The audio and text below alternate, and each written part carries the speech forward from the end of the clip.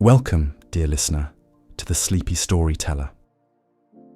Tonight, we turn our gaze toward a myth that is perhaps the most universally recognizable story of strength, suffering, and ultimate transcendence in all of Greek antiquity, the towering, troubled figure of Hercules. Lay your head down, settle into the stillness, and let the whispers of the past carry you away. We are not just recounting a simple tale of a strong man, but delving deep into the very core of what the ancient world understood to be a hero, a creature caught tragically between the realms of God and mortal, perpetually hunted, yet eternally capable of victory.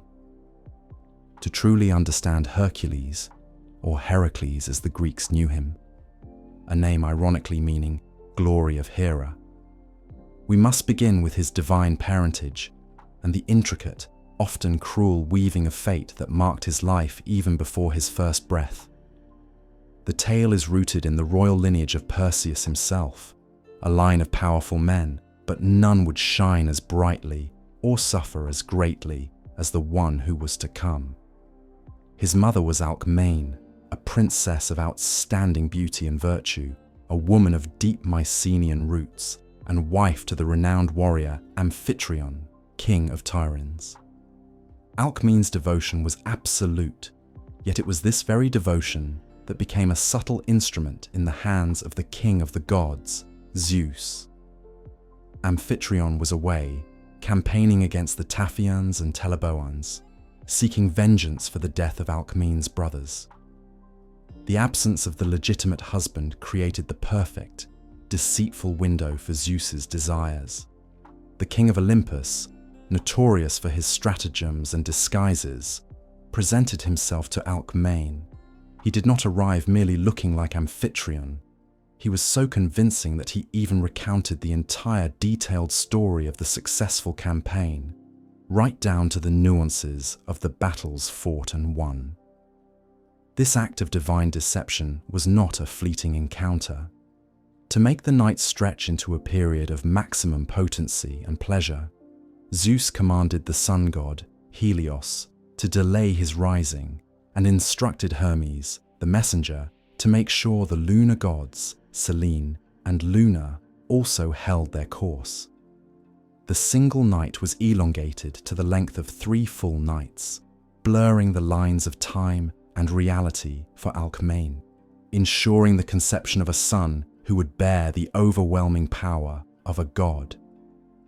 The very cosmos was momentarily stalled to facilitate the birth of this legendary hero.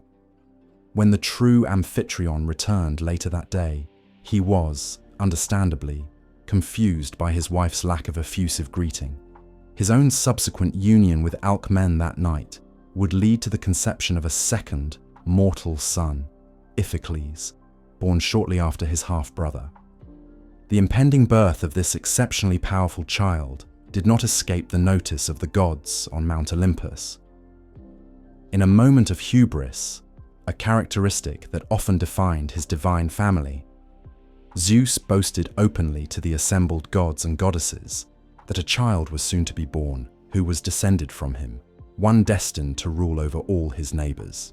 This bold pronouncement was seized upon immediately by Hera, the goddess of marriage and childbirth, and, more importantly, Zeus's long-suffering wife. Hera's immense, unyielding jealousy of her husband's numerous affairs was the single most dominant driving force behind the tragedy and subsequent greatness of Hercules' life. She was the hero's greatest adversary, a divine nemesis whose relentless pursuit of vengeance would shape every single major event in his destiny. Hera, her eyes cold and her purpose clear, extracted a solemn oath from Zeus. The oath declared that the descendant of Perseus, who was born that very day, would be the ruler of all those who dwelt around him. Zeus, blinded by love and pride, swore the oath, perhaps not fully anticipating the ruthless speed with which Hera would act. The goddess immediately flew down from Olympus to Argos. There, she manipulated the birth goddess, Eileithyia, to delay the delivery of Alcmene's twins, and simultaneously to speed up the birth of a third son of Perseus's lineage. Eurystheus, the sickly and less than heroic son of Sthenelus, king of Mycenae. This small but potent twist of fate had massive, irreversible consequences. Eurystheus was born prematurely, making him technically the firstborn that day and, by the very terms of Zeus's own oath, the rightful ruler. Hercules, born minutes later along with his mortal twin Iphicles, was robbed of his destined kingship and was instead shackled to the authority of the man who should have been his subject. From the very beginning, his life was defined by the paradox of his immense power serving a lesser, weaker master. Even the naming of the child was a loaded act. Though the Greeks called him Heracles, meaning glory of hero, a cynical, almost propitiatory gesture perhaps meant to appease the goddess, he was originally named Alcides, or the descendant of Alcaeus, his grandfather. The weight of his true name and the irony of his fate would follow him forever. Hera's initial attempt on the infant hero's life demonstrated the relentless, murderous quality of her hatred. While Hercules and Iphicles lay in their cribs, likely in the city of Thebes where Amphitryon had finally settled, Hera dispatched 2 immense serpents to kill the son of her rival. The scene is one of the most iconic in all ancient art. The mortal infant Iphicles cried out in terror, scrabbling away from the encroaching, venomous threat. But the infant Hercules, still only 8 or 10 months old, did not cry. He awoke, gazed calmly upon the deadly, hissing creatures, and, with the nascent, staggering strength of a demigod, reached out with his tiny but immensely powerful hands. He grasped the throat of one serpent in each hand, squeezing the life out of them until they were limp, silenced, and entirely harmless. Amphitryon and Alcmene, rushing into the nursery at the cries of Iphicles, found the small hero sitting up, completely unperturbed, holding the corpses of the giant snakes as if they were simple toys. This act, accomplished by a child not yet capable of walking or coherent speech, served as a terrifying yet awe-inspiring confirmation of his identity. It confirmed to Alcmene the identity of his true father, and it confirmed to the family that the child was under the watchful, vengeful eye of a powerful goddess. The early life of Hercules was already a battlefield. Understanding the magnitude of the infant's power, Amphitryon took immediate steps to ensure his stepson received the finest education and training available. The boy was raised as a prince in the court of King Creon of Thebes, and his tutors were legends in their own right. Amphitryon himself taught him the art of driving a chariot. The famed wrestling master Autolycus, a son of Hermes and a master of trickery, taught him wrestling. The noble Eurytus, king of Oechalia, taught him the skill of archery, a weapon that would become synonymous with the hero. His skill with the lyre and music was taught by Linus, a son of Apollo and a figure of great wisdom. It was during a music lesson that Hercules committed his first accidental, yet telling act of lethal violence. Linus, perhaps frustrated by his student's inattentiveness, or simply striking him, incurred the legendary temper of the boy. Hercules reacted instantly and violently, striking Linus with the very lyre that he was meant to be learning to play. The blow was so forceful that it killed the master immediately. This incident was a terrifying realization for all those around him. This boy was a force of nature, possessing strength that could not be governed by normal rules or moral codes. It wasn't malice, it was simply power, unleashed and uncontrollable. Amphitryon, facing a murder charge and recognizing the volatile nature of his son's gift, made a decision. He sent the young Hercules away from the city and the scrutiny of the courts. Hercules was sent to live in the rugged, quiet solitude of the Cithaeron Mountains, to tend to his flocks, and to simply be alone with his immense, untamed strength. This period of isolation, however, did not lead to idleness. Instead, it was a profound phase of self-discovery, and the forging of the identity that would define him. He grew rapidly, not just in size and power, but in skill. He spent his days in the wilderness, honing his physical abilities, learning to track, hunt, and survive by his own wits. He killed his first great beast here, the famous Citharonian lion, an enormous animal that was preying upon Amphitryon's and King Thespius's herds. This lion slaying was a precursor to his later, greater deeds. It was in this solitary, formative period that a foundational myth known as the Choice of Hercules, or the Prodicus myth, took place, illustrating the nascent moral compass of the young hero. According to this philosophical tale, two female figures appeared before the young man: Arete, virtue, and Kakia, vice or evil.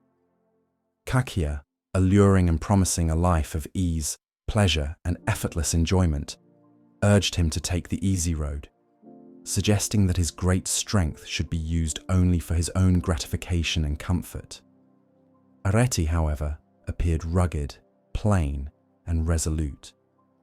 She promised him a life of difficulty, constant struggle, and immense effort, but insisted that only through such hardship, suffering, and service could he achieve true, lasting glory and renown among mortals and gods. The youth, contemplating his destiny, chose the difficult path of Arete, deciding that his superhuman power would be dedicated to challenging the greatest evils and performing services for humanity, even if those services were compelled by his adversary, Eurystheus. This choice, made in the quiet of the mountain, sets the entire framework for the rest of his life. It explains the willing acceptance of the 12 labors and his dedication to performing deeds that were, for any other man, utterly impossible. The foundational character of the hero was formed, a massive, untamed spirit, capable of accidental murder, yet possessing a core, resolute dedication to the virtuous path of service and effort. This complex duality, the beastly power and the moral purpose, is the essence of the Legend of Hercules, and it is the shadow that will follow him into the next defining chapter of his life. The return of Hercules to Thebes after his mountain exile was marked by instant, spectacular achievement. He found the city oppressed by the payment of a massive annual tribute of 100 oxen to the minions of Orchomenus. Hercules, seeing this injustice and oppression, immediately leaped into action. He ambushed the Theban heralds on their way to collect the payment, mutilated them severely, and sent them back to King Erginus of Orchomenus as a violent statement of defiance. A brief but fierce war ensued, in which the hero, using his overwhelming strength and skill, led the Theban forces to a decisive victory, killing King Erginus and forcing the minions to pay double the original tribute back to Thebes. In gratitude for this heroic act of liberation, Creon, king of Thebes, offered Hercules his daughter, Megara, in marriage. This moment marked the end of the hero's youth and the beginning of a brief, blissful, but fatally interrupted period of domesticity. Hercules was a hero, a husband, and a father, blessed with 3 sons by Megara. The hero had seemingly found the peace and stability that so often eluded men of his destiny. But the wrath of a goddess is never satisfied with a simple childhood challenge. The seeds of Hera's deepest tragedy were about to be sown. The true price of his divine lineage and the true burden of his power were about to be revealed in the most devastating way imaginable. This peace was merely the calm before the monstrous storm that would define his life forever. 2.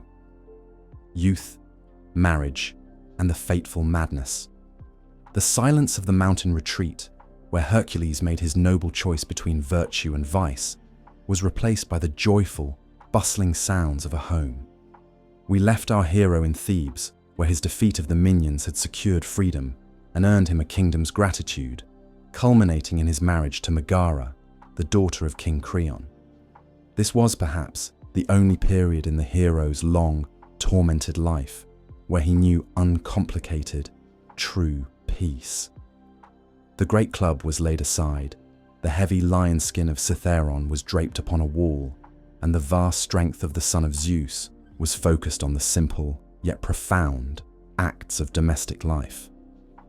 Megara was not merely a reward. She was, by all accounts, a devoted and loving wife. Together, they founded a family. Ancient sources are not in perfect agreement regarding the number of their children, but the most common accounts credit them with 3 sons: Therymachus, Creontiades, and Deacon. Other traditions mention as many as 8. Regardless of the precise number, they were Hercules' first true family, the mortal anchors to his colossal demigod soul. He had his wife, his children, his reputation, and a royal home in the great city of Thebes. For a brief, shining moment, it seemed that Hercules had successfully evaded the jealous, dark designs of his divine stepmother, Hera. But the wrath of Hera, dear listener, is not a thing that fades or forgets. It is a slow, relentless poison, a celestial grudge that burns hotter than any forge. Hera watched the domestic contentment of the son of her rival, Alcmene, and her fury mounted with every passing day of the hero's peace. This burgeoning happiness was an insult to her divine marriage, a constant reminder of Zeus's infidelity, and she would tolerate it no longer. The goddess sought out a new, devastating instrument for her vengeance, the spirit of sheer, unadulterated madness itself. In some accounts, she sent Lysa, the actual personification of frenzied rage, to strike Hercules down. In others, she simply directed the toxic essence of her jealousy into his mind, corrupting his perception and shattering his reality. The descent into madness or mania was swift and terrifying. The tranquil Theban palace, which had been a sanctuary, became a slaughterhouse. As the madness consumed him, Hercules was no longer his virtuous self. He was transformed into a monstrous embodiment of his raw, untamed, godly strength, stripped of all reason.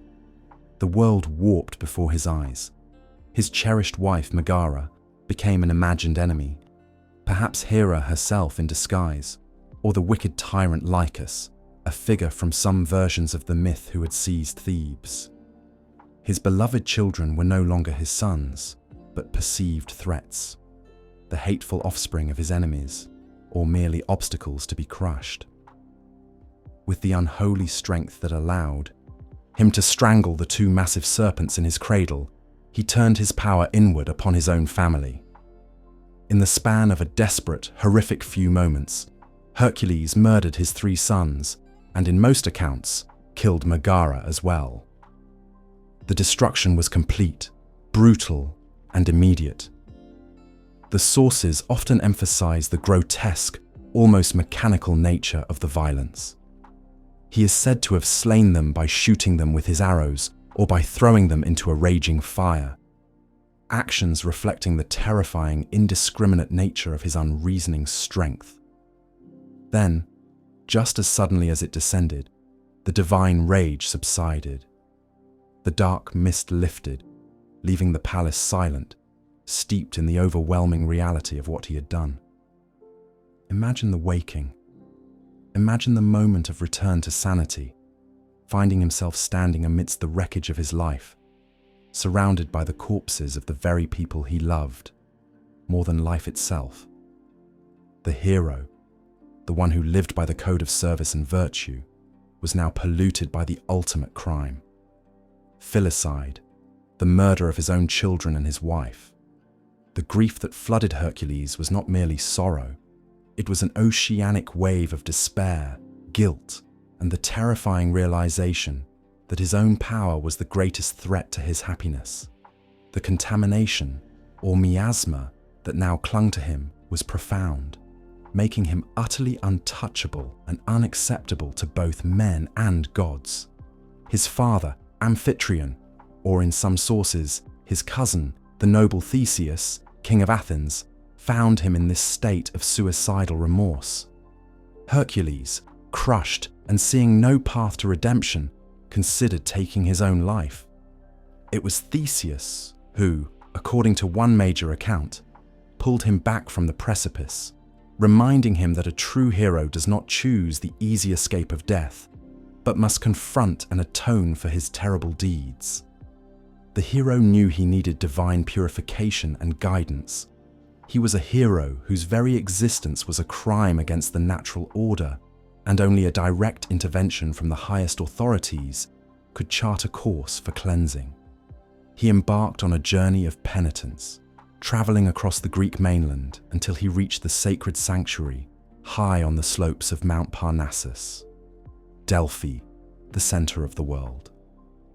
Delphi was the most important religious site in all of ancient Greece, believed by many to be the omphalos, or the navel of the earth. Here, the great god Apollo spoke through his priestess, the Pythia, a woman of age and standing who would sit on a tripod over a fissure in the earth, sometimes inhaling vapors, chewing laurel leaves, and entering an ecstatic trance to deliver cryptic but powerful prophecies. Cities, kings, and common men alike sought her counsel before declaring war, establishing colonies, or simply planting crops. It was to this sacred source of divine law that Hercules came, seeking a path to expiation for his pollution. The Pythia's response sealed his fate. The oracle declared that Hercules could only be purified of his horrific act by serving his cousin, Eurystheus, the king of Mycenae and Tiryns, for a period of 12 years.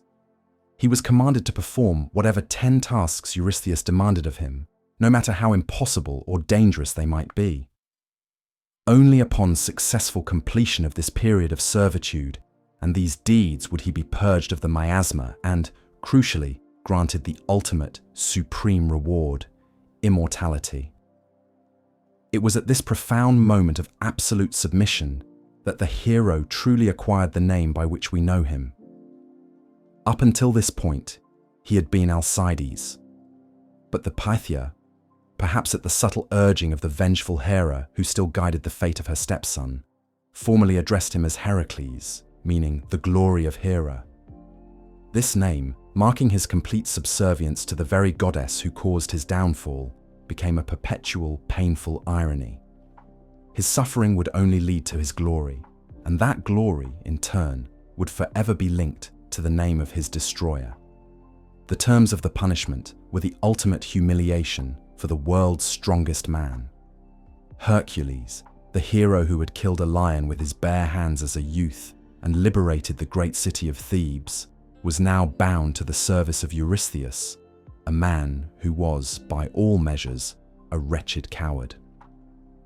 The contrast between these two cousins was absolute. Eurystheus was the sickly, timid man whose premature birth, manipulated by Hera, had granted him the kingship destined for Hercules. He was small in spirit, prone to fear, and fundamentally unheroic. Hercules, meanwhile, was the towering, powerful man whose presence alone could strike terror into an army. This dynamic, the greatest hero in the world forced to obey the commands of the weakest and most spiteful king, was a central tragedy of Hercules' life. Hercules journeyed to Mycenae, the seat of Eurystheus's power. His arrival was met not with respect, but with sheer, paralyzed terror from the king. Eurystheus knew precisely who Hercules was, the man who should have ruled him, and he lived in constant fear that his cousin's explosive temper and unstoppable strength would turn on him. He was so frightened by the hero's presence, particularly after Hercules arrived wearing the gigantic, terrifying skin of the Ciceronian lion, that the king refused to face him directly.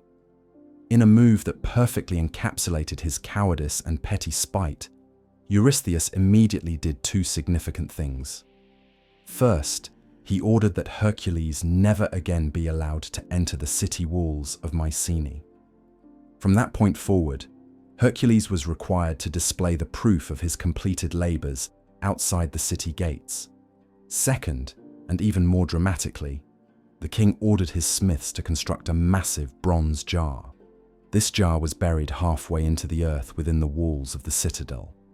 From then on, whenever Hercules approached the city, the terrified Eurystheus would hide inside this bronze vessel, issuing his commands through a terrified herald. The king's physical reaction, his retreat into a large buried pot, is a vivid, almost comical illustration of his terror and the absurdity of the hero's enslavement. This was the beginning of the 12 labors, or dodekathlos. Eurystheus, acting not just as a king but as a willing proxy for Hera, had a singular, desperate goal: to devise tasks so utterly impossible, so dangerous, and so far-flung that Hercules would surely die attempting them. The king wanted to eliminate his glorious cousin, and Hera wanted to break his spirit and ensure his death before he could claim immortality. The tasks were not meant to be mere exercises in strength. They were challenges to the fundamental laws of nature, sanity, and geography. They required him to confront mythical monsters born of primordial chaos, to travel to the furthest edges of the known world, and even to descend into the terrifying realm of the dead. These 10, later 12 tasks were the hero's grueling, 12-year-long path to atonement. They were his only hope of washing away the blood of his family and gaining the immortal status that his divine father had promised him. The king's first demand was immediate and, in his mind, completely terminal: the slaying of the Nemean lion. Hercules accepted the command without demur. He had chosen the path of virtue, the path of supreme difficulty and service, and now, shackled by his grief, he was compelled to follow it to the very end. He was no longer a domestic man, a husband, or a father. He was a weapon of divine power, dedicating his boundless strength to impossible feats, all for the hope of cleansing his soul and earning eternal rest. The stage was set for the greatest cycle of heroic deeds in Greek mythology. Hercules, the man who was both a god's son and a murderer, walked toward his destiny, leaving the bronze jar and its whimpering occupant behind. His journey of blood, monsters, and near-death experiences had just begun. 3. The first 6 labors, earthly beasts and triumphs.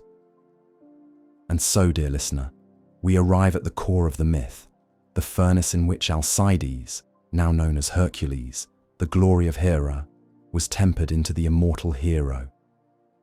He stood outside the walls of Mycenae, committed to a seemingly endless cycle of servitude, his master a quivering tyrant hidden in a buried bronze jar. The very first tasks set by Eurystheus were designed with a singular murderous intent: to ensure the blood pollution of Thebes would be avenged by the teeth or claws of a monster, thus sparing the cowardly king the need to execute his powerful cousin. The first 6 labors, the initial phase of his atonement, were battles against creatures of immense, savage physical might, challenges that lay largely within the confines of the familiar, known world of the Greek mainland. The first labor, the Nemean lion. Eurystheus's initial command was to bring him the hide of the Nemean lion, a beast of terrible ferocity that terrorized the region of Nemea. This was no ordinary animal. It was a gigantic creature, sometimes described as the offspring of the monstrous giants Typhon and Echidna, or, in other accounts, merely a colossal, unique predator sent by Hera herself. Its lair was a dark, twisting cave with 2 entrances, deep within the forest. Hercules tracked the beast, but soon discovered the terrifying quality that made this particular labor a death sentence for any other man. The lion's hide was impervious to all known weaponry. Arrows simply glanced off its fur, and his massive bronze club splintered harmlessly against its skull. This was a monster that brute force alone could not defeat. Realizing the futility of conventional combat, Hercules blocked one of the cave's entrances with boulders, forcing a direct physical confrontation in the close, humid darkness. This was a primal struggle, a terrifying wrestling match between the supreme strength of the demigod and the impenetrable savage might of the lion. Hercules used his boundless power not to stab or cleave, but to hug the life out of the creature. Applying a monumental chokehold, he gripped the lion's throat and squeezed the air from its massive lungs. It was an intimate, agonizing battle of sheer will and superior musculature, ending only when the life force of the lion sputtered out under the crushing grip of the hero. Returning to Mycenae with the enormous floppy corpse on his shoulders, Hercules found Eurystheus's terror amplified tenfold. The sight of his cousin casually carrying such a monster confirmed the king's deep-seated fear. He immediately reissued his decree. Hercules was never to enter the city again. The hero still faced the dilemma of skinning the beast, as its hide resisted every knife and blade. It was Athena, the goddess of wisdom, who revealed the secret.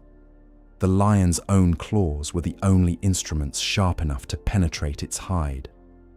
Using the lion's own weaponry, Hercules flayed the beast and wrapped the heavy golden-brown skin around himself. This hide, impervious to attack, became the hero's signature armor, a permanent, visible trophy of his first success and a constant, fearsome reminder of his raw power. He wore the lion's head as a helmet, the sight of which often struck more fear into his enemies than his immense club. The second labor, the Lenaean Hydra. The second labor was designed not just to kill Hercules, but to completely overwhelm him. Eurystheus commanded him to slay the Lenaean Hydra, a swamp-dwelling, chthonic monster that lived in the murky, disease-ridden marshes near Lerna in the Argolid. The Hydra was a truly terrifying creation, possessing many serpent heads, often described as numbering 9, though some accounts state 50 or even 100, and one of those heads was utterly immortal. To make the task even more complex, the creature was assisted by a colossal crab, the Cancer, sent by Hera to nip at the hero's heels. Hercules realized the impossibility of this task for a single man and brought along his faithful nephew, Iolaus, the son of his mortal twin Iphicles, as his charioteer and assistant. The battle began with Hercules cleaving off one of the serpent heads with his club or his sickle. Immediately, the Hydra's monstrous vitality revealed itself. 2 new heads instantly grew back to replace the one he had just severed. The poisonous breath of the Hydra and the constant harassment of the crab made the situation desperate. Hercules, in a moment of brilliant improvisation, crushed the crab under his massive foot, an act which earned the crab a place in the stars as the constellation Cancer, courtesy of Hera, and then devised a strategy with Iolaus. As Hercules severed each head with his blade, Iolaus, armed with a blazing torch from a nearby forest fire, would immediately cauterize the stump of the neck before new heads could sprout. This precise, coordinated effort was a victory of strategy over brute force. Head after head was removed and sealed, until only the final immortal head remained, pulsing and thrashing. Hercules separated this final head from the body, and unable to destroy it, buried it deep beneath a massive rock on the road between Lerna and the coast, sealing its deathless power underground forever. But the Hydra yielded one last lethal gift. Hercules dipped his arrows into the monster's highly corrosive, toxic blood, creating an arsenal of poisoned weapons. These arrows would ensure a gruesome, painful death for any future enemy struck by them. However, this act had 2 immediate consequences. First, the poisoning of his own weapons eventually led to his tragic demise. Second, Eurystheus, being told that Hercules received help from Iolaus, angrily declared the labor invalid and refused to count it toward the required 10. The seed of unfairness had been sown. The third labor, the Ceryneian Hind. The third task was a radical shift, testing not Hercules' strength or fighting prowess, but his endurance, patience, and respect for the divine world. He was commanded to capture the Ceryneian Hind alive, a magnificent fleet-footed female deer that grazed in the Cyrenaean hills of Arcadia. This was no common animal. It was sacred to Artemis, the goddess of the hunt, and had breathtaking beauty. Its hooves were made of bronze, and its horns, or antlers, as it was a female deer, shone with the luster of pure gold. The goal was to bring the hind back unblemished. Harming the creature meant incurring the deadly, swift wrath of Artemis, the archer goddess.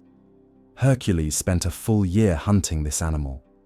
He did not chase it in a reckless, brutal way, but rather in a continuous, relentless pursuit that wore down the animal's supernatural stamina. He followed it across mountains, through rivers, and across the vast plains of Arcadia. The chase was a masterful display of tracking and persistence, a test of his human limits rather than his godly power. The legend says he never let the animal out of his sight for the entire 12 months. Finally, near the banks of the Ladon River, the creature was either exhausted or paused to drink. Hercules, acting quickly and carefully, was able to secure it. In some accounts, he used a net. In others, he nicked the creature's leg with an arrow as it crossed the river, drawing just enough blood to slow it down without crippling it. As he was transporting the captured hind back to Mycenae, he was intercepted by a furious Artemis and her twin brother, Apollo. The goddess, enraged at the injury to her sacred animal, prepared to take vengeance. Hercules, however, pleaded his case with humility and reverence. He explained his terrible situation, the command of the oracle, his need for purification, and the cruel demands of Eurystheus. His sincere plea, coupled with the necessity of his divine penance, mollified the goddess. Artemis allowed him to proceed on the condition that he immediately release the hind into the wild once he had shown it to Eurystheus. Hercules presented the living, majestic animal to the king, who tried to snatch it and keep it in his menagerie. But Hercules, honoring his promise to Artemis, released the swift hind before the king could even reach it, allowing it to flash back to the sacred wilderness. He succeeded by being a disciplined tracker and a respectful penitent, not a brute. The fourth labor, the Erymanthian boar. The fourth labor returned to physical danger, though of a different nature. The hero was sent to capture the Erymanthian boar, a huge, rampaging creature that lived on Mount Erymanthus and caused massive devastation to the surrounding lands and villages. This task required strength and cunning, but the major challenge was bringing the immense, dangerous animal back alive. On his journey to the mountain, Hercules had a fateful encounter with the centaur Pholus, who entertained the hero with wine. The aroma of the wine drew other centaurs, leading to a violent brawl that Hercules, with his poisoned Hydra arrows, swiftly won, accidentally causing the death of Pholus and the wise centaur Chiron in the process. The complexity of Hercules' life meant that even hospitality and friendship often ended in unintended, lethal tragedy. Once on Mount Erymanthus, Hercules found the boar. It was a terrifying, enormous creature, foaming at the mouth and possessed of great tusked strength. Hercules did not engage it in a direct bloody fight. Instead, he employed a clever strategy of endurance and herding. He chased the boar relentlessly, shouting and driving it up the snowy slopes of the mountain until the great beast, exhausted by the exertion in the deep, cold snow, was completely worn out. The hero then physically overpowered the immobilized, panting animal, capturing it by binding it with strong ropes or netting. He slung the massive, struggling beast over his shoulder and carried it back to Mycenae. When Hercules arrived with the boar, a live, snarling, massive creature that dwarfed him, Eurystheus was overwhelmed by complete comical terror. The king, hearing the loud, savage squealing and seeing the sheer bulk of the beast approaching the city walls, was so afraid that he immediately retreated to his bronze jar, sinking deeper into the earthen hole, desperately commanding Hercules to take the thing away. The hero, having accomplished his task, Release the boar to roam the lands near Mycenae before continuing his journey. The fifth labor, the Augean stables. The fifth task was meant to be the ultimate humiliation, a test of filth and degradation, a monumental cleaning job instead of a glorious fight. Hercules was ordered to clean the stables of King Augeas of Elis in a single day. King Augeas possessed the largest and finest herds of cattle in the entire Peloponnese, possibly 3,000 head or more. The crucial problem was that the stables had never been cleaned in decades, resulting in an unimaginable accumulation of manure that stood many feet high. The stench was overwhelming, and the accumulated filth was itself becoming a source of widespread disease and contamination across the region. The sheer volume of the task was not humanly possible. It was intended to break Hercules' spirit and shame him by forcing him to wallow in the muck. Hercules, however, demonstrated that his ingenuity matched his strength. He was not going to use a shovel. Instead, he demanded a tenth of the cattle as payment, a term that King Augeas, scoffing at the impossibility of the task, agreed to. The hero then executed a brilliant piece of hydraulic engineering. He did not use his strength to clean, but to reroute nature itself. He located the courses of two nearby powerful rivers, the Alpheus and the Peneus, and dug massive trenches and channels, using his tremendous power to break down the stable walls and divert the entire rushing flow of both rivers directly through the complex of stables. The immense current of water swept through the structures, carrying away the decades of accumulated filth and washing the entire area completely clean in a matter of hours. When Eurystheus learned that the task had been completed not only successfully, but ingeniously, and furthermore, that Hercules had successfully bargained for payment, the king was incensed. He declared that the labor was invalid for two reasons. First, Hercules had accepted payment, thus nullifying the act of service, and second, the hero had relied on the assistance of the rivers, not his own effort. Eurystheus refused to count the Augean stables toward the required 10, increasing the demand to 12. The sixth labor, the Stymphalian birds. The sixth labor took Hercules to the chilling, thick woods surrounding Lake Stymphalus in Arcadia. Here lived the Stymphalian birds, vast flocks of hideous man-eating birds that had driven people from their homes and preyed upon crops and travelers. The birds had beaks of bronze, claws sharp as iron, and most terrifyingly, the ability to fire their razor-sharp bronze feathers like arrows at their prey. The marshy, thick woods around the lake made the problem nearly impossible. Hercules could not approach the birds on the ground, and their numbers were so great they could easily overwhelm him from the air. Once again, divine aid came, but only after Hercules had struggled to find a solution.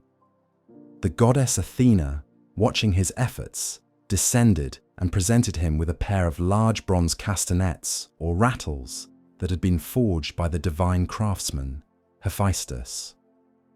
Hercules climbed a high hill overlooking the lake and, using his immense strength, clanged the castanets together.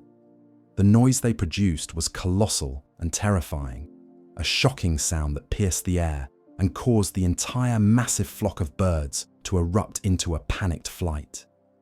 As the screaming, metallic-feathered birds rose into the sky in a frenzy, Hercules quickly drew his bow and, using the last of his regular arrows, and perhaps some of his hydra-tipped ones, shot down as many as he could. The remaining terrified birds flew away, scattering across the sea toward distant islands, never to return to Stymphalus. He had cleansed the area, achieving the task through divine tools and strategic action. With the completion of this task, Hercules had finished the first, purely terrestrial phase of his penance. He had defeated the lion, the hydra, and the boar. He had mastered his patience with the hind and his ingenuity with the rivers and the birds. Yet, with 2 labors dismissed by the whim of a fearful king, he still had 6 more impossible tasks to face. tasks that would now require him to travel beyond the edges of the civilized world into the true realms of myth and cosmic danger.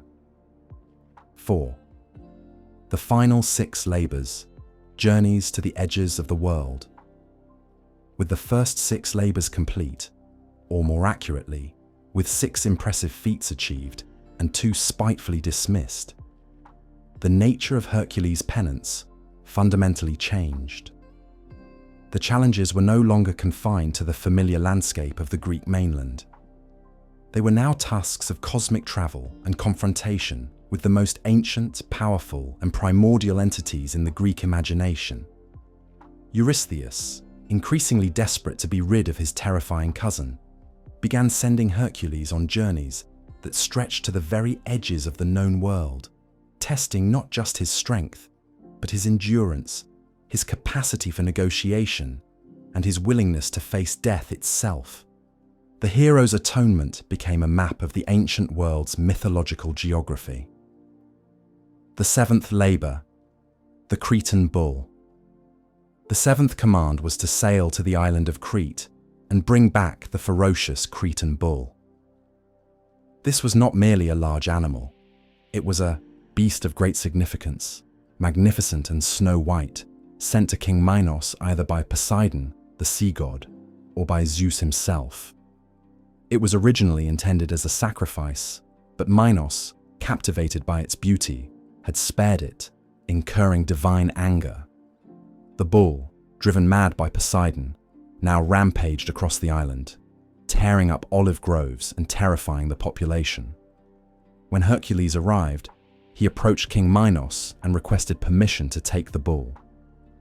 Minos, who had been unable to contain the destruction himself, was relieved and readily agreed, but only on the condition that Hercules subdue the beast without any weapons. The confrontation was an epic struggle of man against a maddened force of nature. Hercules grappled with the bull's massive bulk, dodging its deadly horns and wrestling it to the ground. Using his pure, overwhelming strength, he managed to grasp the bull's horns and subdue it. He then did not kill it, but rather rode the now tamed bull across the waves of the Aegean Sea back to the Peloponnese, holding tightly to its neck as it swam for days. The sight of Hercules arriving at Mycenae, riding a huge salt-sprayed white bull, must have been spectacular. Eurystheus, as was his custom, was terrified. He offered to dedicate the bull to Hera, but the goddess, ever resentful of Hercules' triumph, refused to accept a trophy secured by her nemesis. The bull was consequently released and wandered through Greece, spreading chaos, eventually ending up near Marathon, where it would later be slain by the Athenian hero, Theseus. The 8th labor, the mares of Diomedes. The 8th labor forced Hercules far north to the wild, rugged lands of Thrace, ruled by the cruel King Diomedes, a son of Ares, the god of war. The task was to capture and bring back the king's mares, 4 magnificent horses named Pedagos, Lampon, Xanthos, and Dinos. These were no ordinary horses. They were terrifying savage beasts of immense power, tethered by chains of bronze, and fed not on grass or oats, but on the flesh of unfortunate strangers who wandered into Diomedes' territory. The sheer brutality of this practice reflected the savagery of their master. Hercules did not approach this task with subtle strategy. He confronted Diomedes directly. In the ensuing battle, Hercules defeated and killed the barbaric king. Then, in a horrific but decisive move, Hercules fed the corpse of Diomedes himself to his own flesh-eating mares. The act of feeding the mares their own master had a profound, immediate effect. The savage taste of human flesh, followed by the shock of eating their own royal guardian, seemed to break the vicious cycle of their bloodlust. Once their supernatural hunger was sated, their ferocity departed, and the previously untamable beasts became docile. Hercules successfully led the now calmer horses back to Mycenae. Eurystheus, once again overcome by fear, and unable to handle such dangerous exotic creatures, simply released them on the plains of Argos, where they were eventually preyed upon and killed by wild animals. The task demonstrated Hercules' ability to confront and eliminate a monstrous tyrant while simultaneously pacifying his tools of terror. The ninth labor, the belt of Hippolyta. The ninth labor provided a temporary and fascinating break from monster slaying and instead centered on an item of symbolic and political power. Hercules was commanded to acquire the girdle, or belt, of Hippolyta, the queen of the Amazons. The Amazons were a legendary race of fierce, powerful warrior women who lived near the Black Sea, famous for their equestrian skill and military might. The belt itself was a gift from Ares, the god of war, symbolizing Hippolyta's supreme authority and strength as their leader. The purpose of this task was driven by a request from Eurystheus' daughter, Admete, who desperately wanted the magnificent, powerful belt. Hercules sailed to the Amazons' land. Initial contact was remarkably peaceful. Hippolyta, having heard of Hercules' immense reputation and noting his noble bearing, received him with courtesy. She was so impressed by the hero that, when he explained his obligation and the command of the oracle, she voluntarily agreed to give him the belt as a gift. The labor was about to be completed peacefully, a testament to Hercules' reputation, overriding the need for combat. However, Hera was watching. Enraged that the hero was succeeding without pain or violence, the goddess disguised herself as one of the Amazon women. She infiltrated their ranks and spread a vicious, deceptive rumor that Hercules had come not for the belt, but to kidnap the queen. The Amazons, believing their queen was in mortal danger, immediately armed themselves and charged the hero's ship. Hercules, witnessing the aggressive, sudden attack, immediately jumped to the wrong conclusion, believing that Hippolyta had betrayed him and that the peaceful exchange was a trap. In the ensuing tragic confrontation, Hercules fought defensively but fiercely and ultimately killed Hippolyta in the chaotic misunderstanding. He tore the belt from her body, grieving the necessity of the violence that had been forced upon him by divine malice. As he departed, he completed an act of compassion. On his way back, he stopped in Mysia and rescued a friend, the hero Theseus, who had been imprisoned by King Lycus, earning him an ally for life. The belt of Hippolyta was presented to Eurystheus, a beautiful, tragic prize secured through needless bloodshed, engineered by a jealous goddess. The 10th labor, the cattle of Geryon. The 10th labor marked the true crossing into the mythological unknown.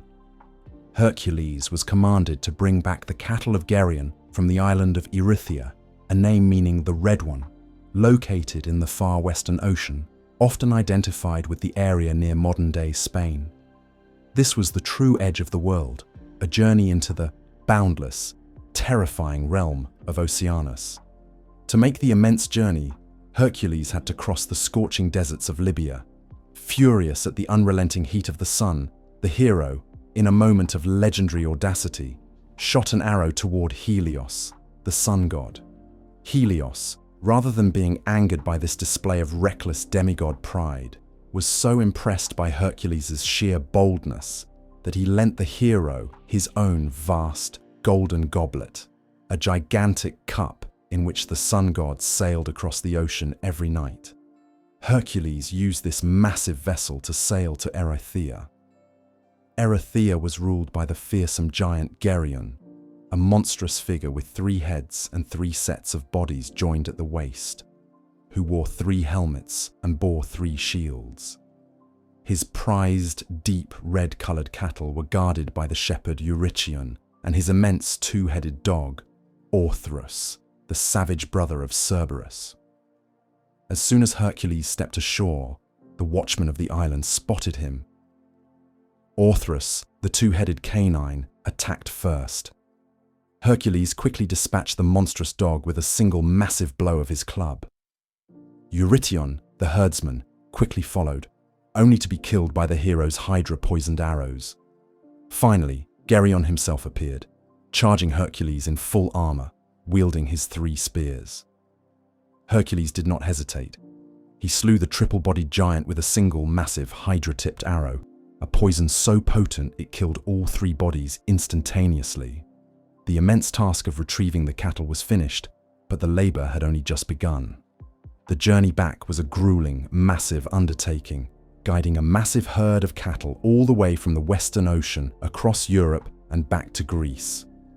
Along the way, Hercules encountered numerous challenges, including hostile local tribes, cattle rustlers, and even the deliberate scattering of the herd by a vindictive Hera. During this return journey, Hercules famously set up 2 massive pillars on either side of the Strait of Gibraltar, the Pillars of Hercules, as a monument to his journey to the limits of the earth. The long, frustrating, and incredibly difficult journey back made this task one of the longest and most taxing of all the labors. The 11th labor, the apples of the Hesperides. With the cattle delivered, Eurystheus presented the 11th task, the one that required the hero to engage with the truly cosmic forces of the universe. He was to retrieve the golden apples of the Hesperides. These apples grew on a sacred tree in a mythical garden at the extreme western edge of the world. The tree itself was a wedding gift from Gaia, Earth, to Hera and Zeus, and it was guarded by the beautiful nymphs, the Hesperides, and by the terrible 100-headed dragon, Ladon, who never slept. The quest for the apples symbolized the acquisition of eternal life and divine knowledge, making it a fitting penultimate task. This labor was defined by travel and knowledge acquisition rather than simple combat. Hercules knew neither where the garden was nor how to approach it. He needed help. First, he wrestled the sea god, Nereus, the old man of the sea, forcing the shape-shifting deity to reveal the garden's location. On his long trek, he crossed Libya, where he encountered the giant Antaeus, a massive wrestler who was invincible as long as he maintained contact with his mother, Gaia, Earth.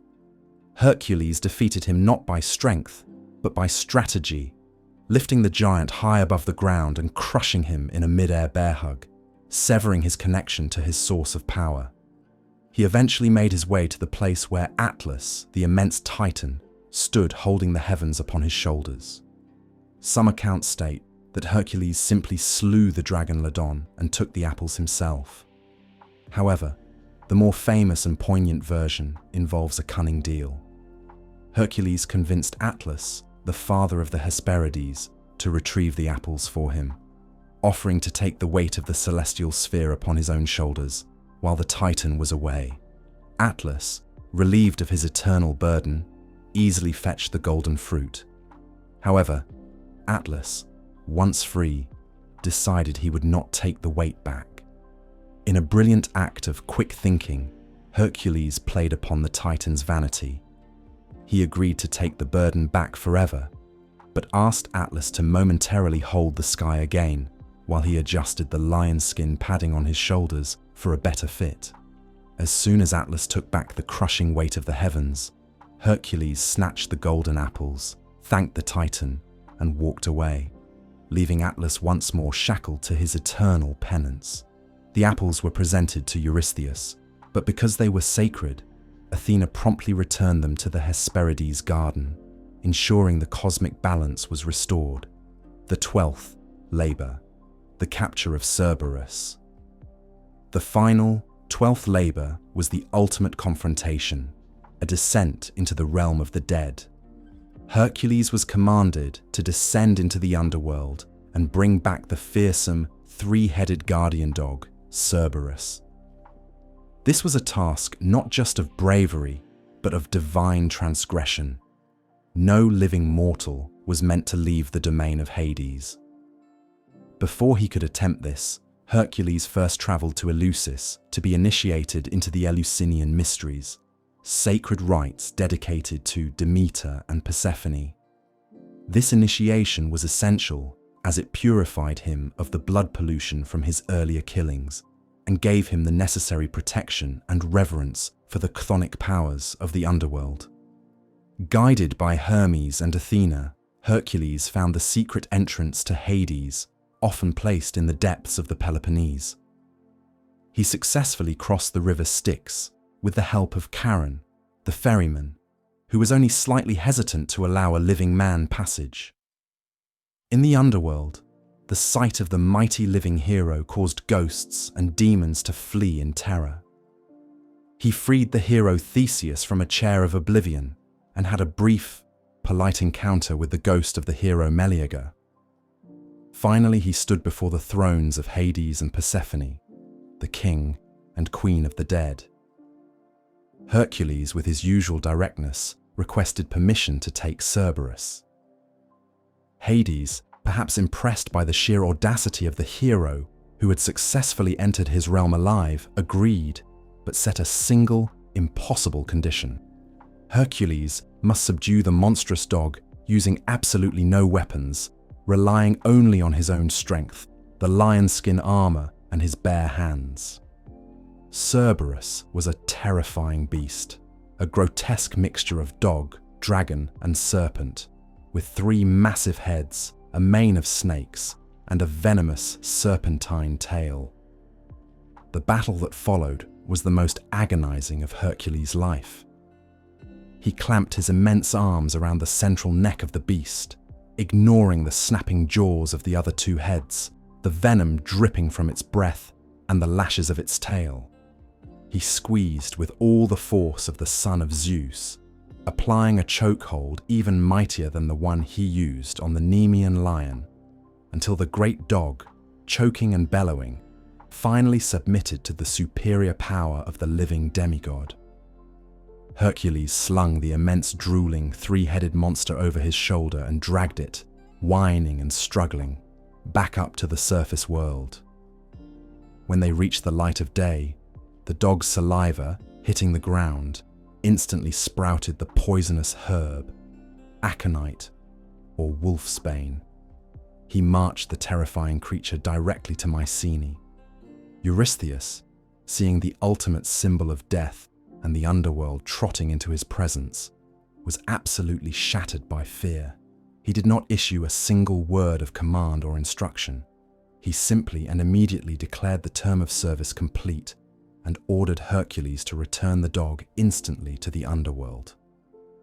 The 12 labors were finished. Hercules had faced the savage beasts of the earth, triumphed over the political tyrannies of men, and challenged the very rules of the cosmos and death itself. He was purged of his familial blood guilt, and his path to immortality was secured, paid for by 12 years of unbearable effort and suffering. The demigod was now free to pursue his own destiny. 5. Interludes of valor and service. The path of atonement forced upon Hercules was not a straight single line, dear listener. The 12 years of service to Eurystheus involved immense journeys across the world, and these long stretches of travel provided the backdrop for a host of other legendary deeds, acts of charity, vengeance, friendship, and incidental violence that were not formally counted among the labors, but which cemented his reputation as the globe-trotting champion of humankind. His life was a continuous eruption of mythological events.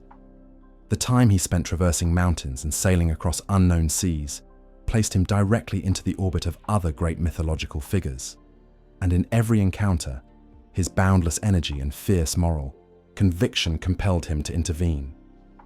The siren call of the Argo, Hylas and the Lost Love. One of the most defining of these early interludes, a profound moment of human vulnerability for the demigod, was his participation in the famous quest for the Golden Fleece. Early in his life, before the full weight of the labors descended upon him, Hercules sailed aboard the legendary ship Argo alongside Jason and the greatest heroes of his generation, the Argonauts.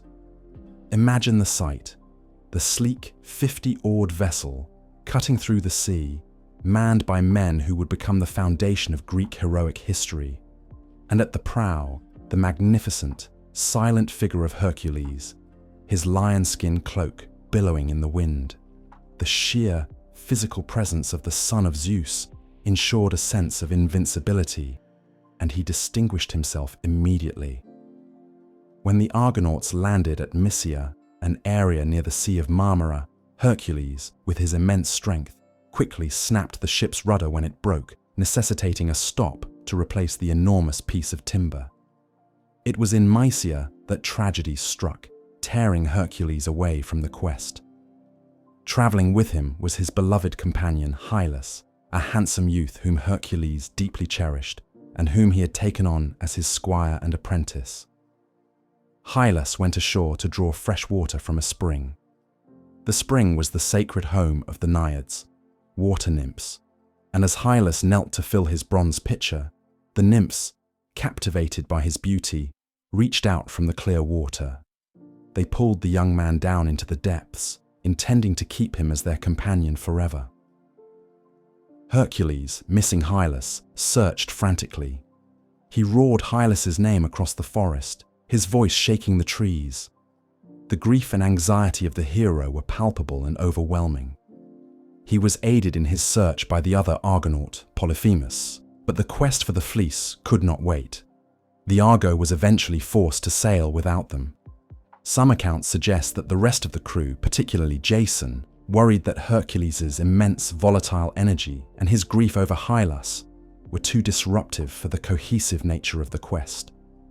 Others maintain that Hercules simply refused to abandon his search, choosing his loyalty to his lost friend over the shared glory of the Golden Fleece. The loss of Hylas served as a cruel reminder of Hercules' constant vulnerability to loss and his intensely emotional nature that lay beneath the brute strength. His departure meant that his name was not fully cemented in the tale of the fleece, but the episode is a poignant testament to the depth of his capacity for human love and anguish. Freedom for the Titan, the liberation of Prometheus. A deed of massive cosmic significance that stands entirely outside the dictates of Eurystheus was the liberation of the Titan Prometheus. This great act of justice and compassion is often placed during Hercules' journey to retrieve the apples of the Hesperides, as the Titan possessed knowledge vital to the success of that labor. Prometheus had been chained to a cliff face on Mount Caucasus for generations, a punishment decreed by Zeus for the Titan's defiant gift of fire to humanity, an act that allowed mortal civilization to flourish against the king of the gods' will. Prometheus's eternal torment was agonizing. Every day, an immense eagle, Ethan, would descend upon him, tearing open his flesh and devouring his liver. Since Prometheus was an immortal Titan, his liver would regenerate completely overnight, only for the gruesome cycle to begin anew at dawn. Hercules, arriving at the base of the mighty mountain, heard the suffering groans of the Titan and saw the dreadful spectacle of the giant eagle. The hero, recognizing the terrible injustice of the punishment and the sheer, unending pain of the victim, felt a powerful surge of sympathy and righteous anger. He drew his bow, perhaps armed with one of the venomous arrows dipped in the Hydra's blood, and, with a single perfectly aimed shot, struck down the eagle Ethan. The great bird plummeted from the sky, its reign of terror over. Hercules then ascended the cliff face, using his massive strength to shatter the adamantine chains that bound the Titan's limbs to the rock. In most versions of the myth, Zeus permitted this act. The punishment had lasted for an age, and its effectiveness was waning. Furthermore, the act of freeing Prometheus allowed Zeus to honor his own son, Hercules, while maintaining the appearance of having granted the ultimate act of liberation through his own decree. The hero freed the Titan, and in return, Prometheus repaid the kindness by offering a piece of crucial advice to Hercules regarding the apples of the Hesperides, telling him not to pick the apples himself, but to use the Titan Atlas to perform the physical retrieval. This exchange of brute strength for cunning and cosmic wisdom was essential to completing the 11th labor. As a reminder of his eternal penance, Prometheus was forced to wear a ring forged from a link of his broken chains, with a piece of the Caucasus rock set into the metal. This act established the first ring containing a stone, a symbol Hercules often wore, and marked the liberation of one of humanity's greatest benefactors. The ultimate act of friendship, wrestling death for Alcestis. Perhaps the most profoundly touching and morally pure of Hercules' interludes was his battle with death itself to save a woman named Alcestis. This incident took place while Hercules was traveling, often placed during his journey to retrieve the mares of Diomedes, and serves as a powerful testament to his unwavering commitment to the rules of hospitality and friendship. He arrived at the court of King Admetus of Pherae, a man who had famously been granted a unique concession by the fates. He could escape his impending death if he could find someone else willing to die in his place. Though his parents refused, his devoted wife, Alcestis, out of profound love, stepped forward and accepted the sentence of death for her husband. Hercules arrived at the palace, unaware of the tragedy that had just occurred. Alcestis had died that very day, and the family was preparing for the funeral. King Admetus, honoring the sacred laws of hospitality above his own overwhelming grief, masked his sorrow and commanded his household to treat Hercules as a welcome guest, hiding the fact that his beloved wife lay dead in the next room. Hercules, known for his boisterous, often drunken merriment, spent the day feasting and drinking, oblivious to the profound sorrow surrounding him. One of the servants, unable to bear the contrast between the hero's loud revelry and the king's silent grief, finally broke the code of silence and revealed the truth to Hercules. The realization of his unintentional rudeness, coupled with the profound nobility of Alcestis' self-sacrifice and Admetus' incredible act of hospitality, struck Hercules deeply. Shame and a fierce determination to repay the king's generosity washed over him. He swore he would rescue the loyal wife. He armed himself and immediately marched to Alcestis' tomb. He waited there for the arrival of the terrifying winged personification of death, Thanatos. As Thanatos arrived to claim the soul, Hercules lunged. What followed was a savage, desperate wrestling match between the greatest mortal hero and the cold, relentless force of mortality. Hercules used his legendary strength to pin and subdue the icy, spectral figure of death, refusing to release him until Thanatos was forced to surrender Alcestis' soul. He then led Alcestis, still cloaked in the silence and pallor of the dead, back to the grieving Admetus, presenting her not as a wife, but as a silent, veiled woman, claiming her as a prize from a recent contest. Only when Admetus was reluctant to take her did Hercules tear the veil away, revealing his wife, alive and whole. It was a spectacular reversal of fate, an act that proved Hercules was willing to challenge the ultimate cosmic law, death itself, not for his own glory, but for the simple, pure sake of friendship. The treachery of Troy, the destruction of King Laomedon, a darker but strategically important interlude of service and vengeance occurred on the shores of the great city of Troy. This event preceded the famous Trojan War by a generation and established a lasting debt of blood between Hercules and the royal house of Troy.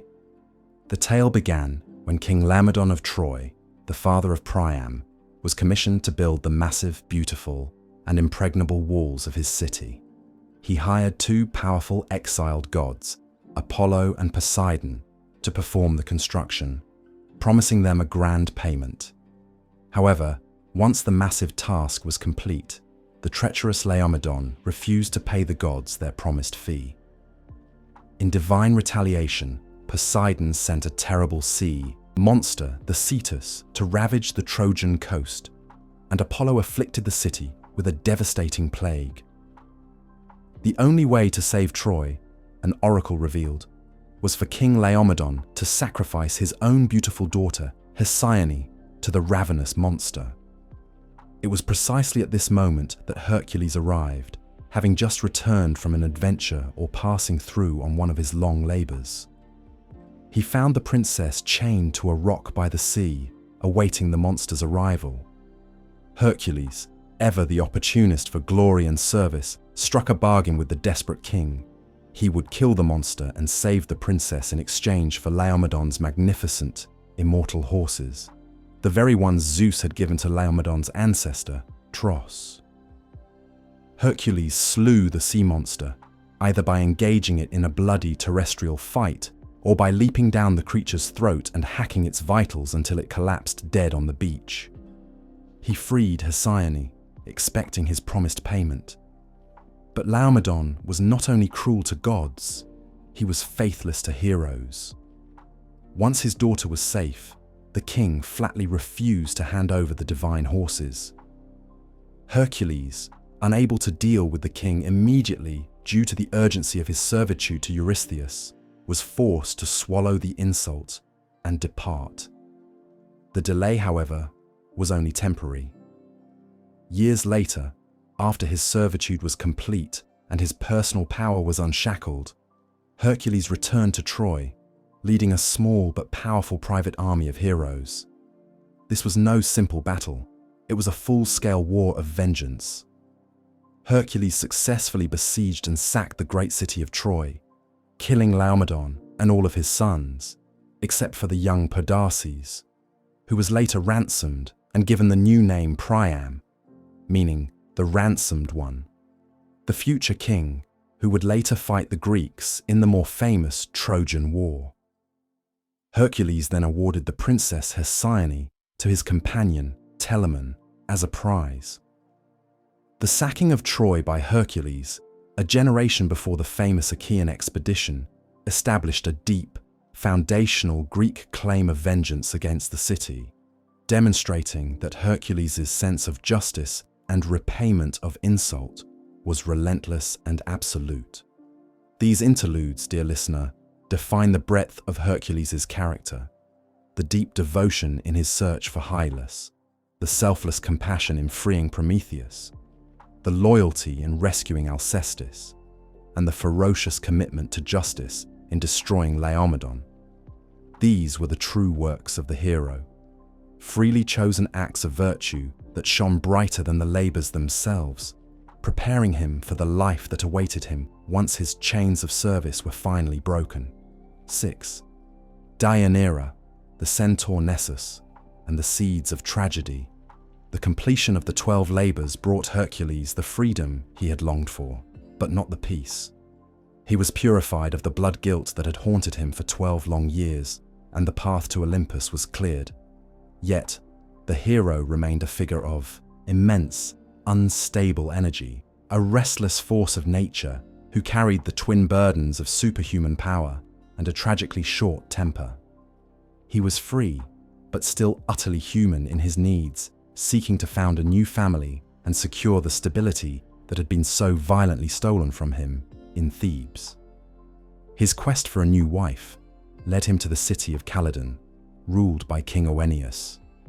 Here, he sought the hand of the king's daughter, Deianira, a name meaning destroyer of men, an ominous foreshadowing that would sadly prove prophetic. She was a woman of notable strength and spirit, skilled in warfare and charioteering, but Hercules was not her only suitor. The hero found himself in direct competition with the formidable river god Achelous, the deity of the great river that flowed near Calydon. Achelous was a master of transformation, usually appearing as a majestic, bull-horned old man, or sometimes as a simple, powerful bull. The contest for Deianira's hand was determined by a wrestling match. Hercules engaged in a prolonged, brutal struggle with the shape-shifting god. Achelous used all his guile, transforming himself first into a serpent, which Hercules contemptuously scoffed at, reminding the god he had strangled 2 massive snakes in his cradle. The god then shifted into his ultimate, most powerful form, a towering, immense bull. The fight that ensued was a classic clash of brute mythological power. Hercules grappled with the bull, using his legendary strength to twist the god's head until he was able to apply immense, crushing force. With a loud, sickening crack, Hercules succeeded in wrestling the bull to the ground and breaking off one of its massive horns. Achilles, defeated and mutilated, was forced to concede the beautiful Deianira to the victorious demigod. The broken horn, however, did not remain an object of loss. It was instantly transformed by the nymphs into the cornucopia, the horn of plenty, forever symbolizing the abundance that often sprang from Hercules' violent yet transformative actions. Hercules married Deianira, and for a short time, they knew a period of quiet domestic life, even raising a son, Hylas. But the volatile temperament of the hero soon asserted itself. In some versions of the tale, Hercules accidentally killed a youth in a moment of rage or carelessness. In others, he avenged an insult to the king. Regardless of the specifics, the outcome was the same. Hercules and Deianira were forced into exile from Calydon. Once more, the hero became a traveler, a wandering figure defined by movement and the perpetual consequences of his own power. It was during this journey of exile that fate set the fatal trap. The couple reached the wide, churning waters of the river Evenus. The river was too deep and fast to be crossed safely by Deianira. A large, formidable centaur named Nessus acted as a ferryman, charging a fee to carry travelers across the treacherous currents on his strong equine back. Nessus carried Deianira across the river, but as he reached the other bank and set the beautiful woman down, the centaur was immediately overwhelmed by lust. Forgetting his duty and his fee, Nessus made a brutal, violent attempt to rape Deianira. The scream of his wife brought an instantaneous, terrifying reaction from Hercules, who was just reaching the shore on the opposite bank. The hero's temper, always a flashpoint, exploded into protective, lethal fury. He did not hesitate. He drew one of his famous, powerful arrows, an arrow that had been dipped years ago into the lethal, corroding venom of the Lernaean Hydra. With the speed of light, the arrow flashed across the water and plunged directly into the centaur's chest. The poison was instant and catastrophic.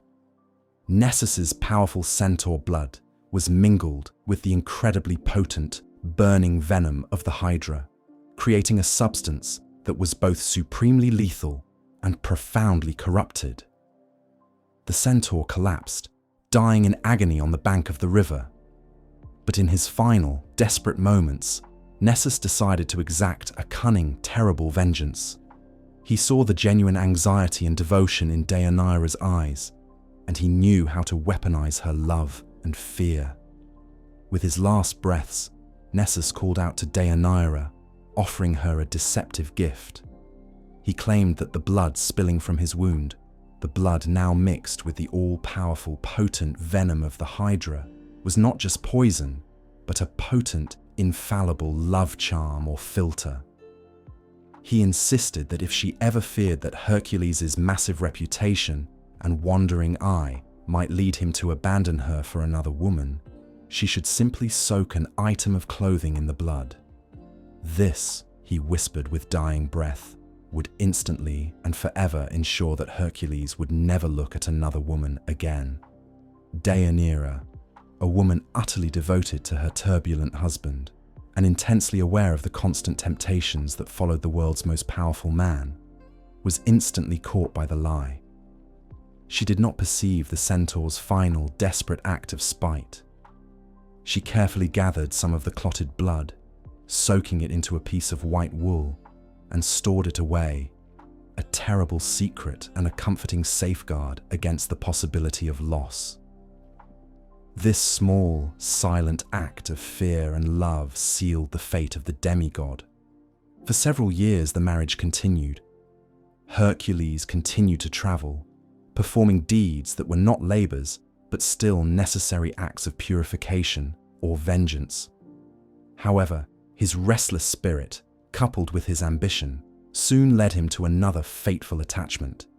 His attention fell upon Iole, the beautiful young princess of Oechalia. the daughter of King Eurytus, the very king who had taught Hercules the noble art of archery in his youth. Hercules was captivated by Iole's beauty and resolved to marry her. He tried to win her hand legitimately by participating in an archery contest, which he easily won. However, King Eurytus refused to honor the contest's terms. He remembered the tragic end of Hercules' first marriage. The king of Oechalia could not, in good conscience, hand over his own beloved daughter to a man who had murdered his first wife and children, regardless of the hero's purification. This rejection, coupled with the insult of being cheated out of a promised prize, triggered Hercules' darkest trait: the violent, uncontrollable eruption of his divine temper. Driven by rage and now free of the constraints of the labors, Hercules returned with an army and committed an act of staggering, unforgivable violence. He brutally sacked the entire city of Oechalia, killing the king and his sons. He then took the beautiful Iole captive, forcing the young princess to serve as his concubine. This was not the act of a virtuous hero seeking atonement. It was the act of a selfish, vengeful tyrant, a relapse into the worst impulses of his character. The news of the sacking of Oechalia and the forced capture of the beautiful Iole traveled swiftly back to Deianira. She was terrified. Not only was her husband behaving recklessly, but he was bringing a younger, captured princess directly into their household. The fear of being abandoned, the deepest anxiety of a wife married to a great wandering hero, finally drove her to action. She decided to use the love charm she had been saving all these years. Hercules was preparing to offer a grand sacrifice to his father, Zeus, to celebrate his victory over Oechalia. He needed a fresh, ceremonial robe to wear during the ritual. Deianira, with a heart heavy with both fear and misguided love, prepared a splendid, white woolen tunic. She went to her hiding place and spread the old, dry, clotted blood of Nessus, the insidious, poisoned substance, onto the fabric, believing she was ensuring her husband's devotion, not sealing his doom. She wrapped the deadly gift and sent it to Hercules via his herald, Lycus, with instructions that he should put it on immediately for the great sacrifice. The hero was at his moment of triumph, but the poison was already on its way. The greatest tragedy of his life was about to unfold, not on the battlefield, but in the innocent, fatal action of his own loving wife. 7. The tragic end on Mount Oeta. We come now, dear listener, to the unavoidable, agonizing climax of the mortal life of Hercules, the single, most dramatic scene of pain and transcendence in all the Greek myths.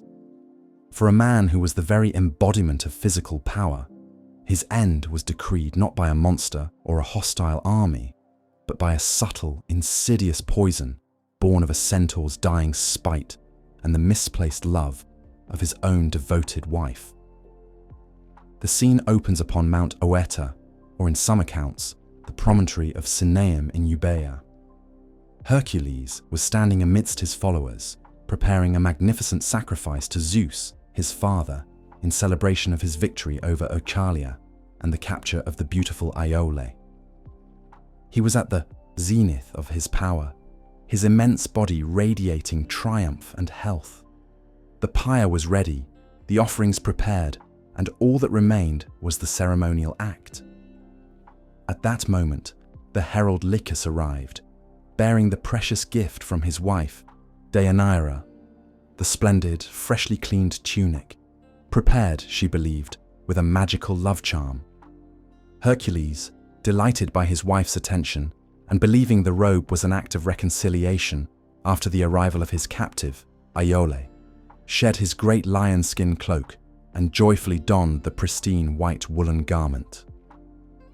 The activation of the poison, the heat of the sacrificial pyre, and perhaps the strong, direct light of the midday sun acted as the fatal catalyst. The heat penetrated the dense fibers of the tunic, causing the dried blood of the centaur Nessus, blood that was saturated with the powerful, corrosive hydra venom, to reanimate and liquefy. The poison was not meant to kill instantly. It was meant to cling, to burn, and to possess. The agony that struck Hercules was immediate and beyond comprehension. It began as an intense, localized heat that rapidly spread across his powerful shoulders and back, swiftly escalating into a searing, intolerable fire that ate into his very being. The poison did not simply seep into his skin, it fused with his blood and bone, binding the garment inextricably to his flesh. This was not an external injury, it was a consumption from within. The Hydra venom, the same substance Hercules had used to achieve his greatest victories and which had been his deadliest weapon, now became his final, brutal undoing. It was a cosmic irony that the blood of the monster he defeated in his second labor became the means of his final death, an inescapable consequence of the power he had sought. In a fit of divine, uncontrollable torment, Hercules roared a cry of such profound agony that it is said to have shaken the cliffs and echoed across the valleys. He tried to tear the garment off, but the poison had performed its fatal work perfectly. As the hero pulled at the fabric, it stripped away his flesh, sinews, and muscles, adhering so tightly that it ripped away to the very bone. Massive chunks of his legendary, powerful body were peeled off, exposing his skeleton and pouring his life's blood out onto the earth. The suffering was absolute, a torment designed for a god. The poison devoured his flesh slowly, causing the very organs of his body to writhe in unimaginable pain. His strength, which was the only thing capable of overcoming Cerberus and Atlas, was now powerless against this internal corrosive fire. He thrashed, he screamed, and he was completely, agonizingly helpless. The wrath and the reckoning. The scene that followed was one of terror and chaos. Hercules, maddened by the pain and desperate to find a cause for his suffering, turned his attention to the terrified onlookers. The miserable herald, Lycus, who had innocently delivered the fatal tunic, was seized by the hero's blind fury. Hercules, summoning the last vestiges of his monstrous, untamed strength, blamed the herald for his pain. He seized the poor man and, in a final act of horrifying, uncontrollable violence, swung him around his head with terrifying force and dashed him against the rocks of the cliff or the sea, instantly killing the hapless messenger. The rage was an expression of his divine nature, but the suffering was terribly, relentlessly mortal. As the madness subsided, the hero was left with the inescapable realization that he was dying, and dying in the most excruciating way imaginable. The poison was designed to keep him alive, a walking, burning agony for as long as possible. Meanwhile, back in Trachis, the news of Hercules' unbearable suffering and the tragic, lethal role of the tunic reached Deianira. The wool, which she had so carefully preserved as a charm of love, had, according to her messenger, emitted a foul vapor when exposed to heat, revealing its true, poisonous nature. She immediately understood the centaur Nessus's vicious, posthumous trick. Her act of jealous love had become the executioner of the man she adored. Overwhelmed by remorse and despair, Deianira did not wait for her husband's death or her inevitable fate at the hands of his followers.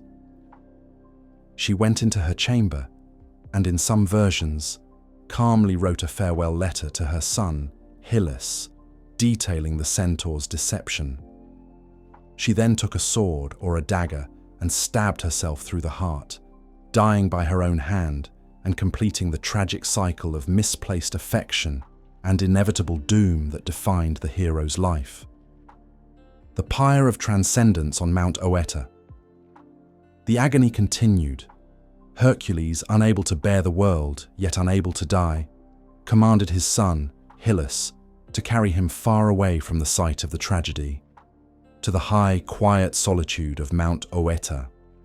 This mountain was sacred to him, and he decreed that this was where he would find his final rest.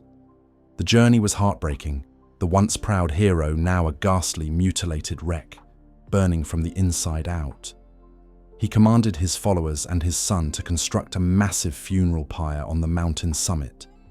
He lay himself down upon the great pile of wood, placing his great club beneath his head as a cushion, wrapped only in his legendary lion-skin cloak, and calmly awaited the end. But the followers, horrified and paralyzed by the spectacle of their hero's suffering, refused to light the fire. They could not bring themselves to ignite the pyre that would consume their master.